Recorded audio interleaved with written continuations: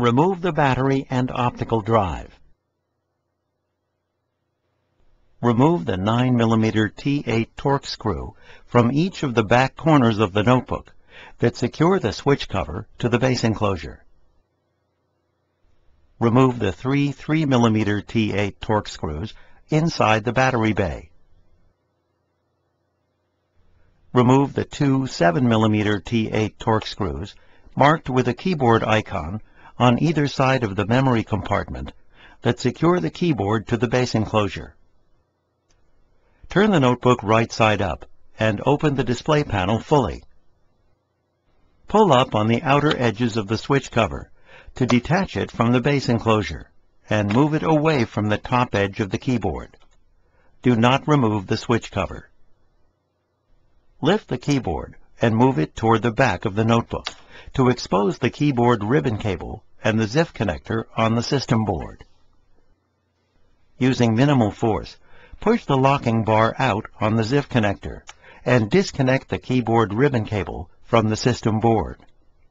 Important: use care to prevent damaging the ZIF connector and ribbon cable. Remove the keyboard.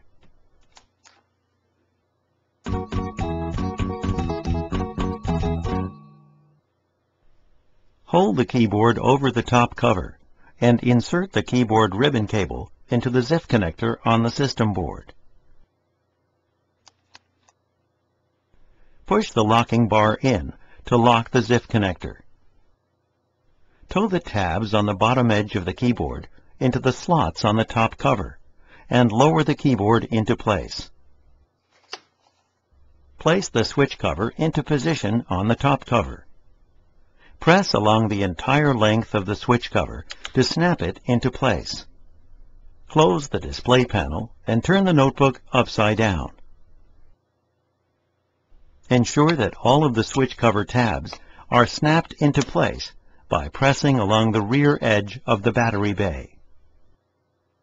Replace the two 7mm T8 torque screws marked with the keyboard icon on either side of the memory compartment that secure the keyboard to the base enclosure. Replace the three 3mm T8 torque screws inside the battery bay. Replace the 9mm T8 torque screw on each of the back corners of the notebook that secure the switch cover to the base enclosure.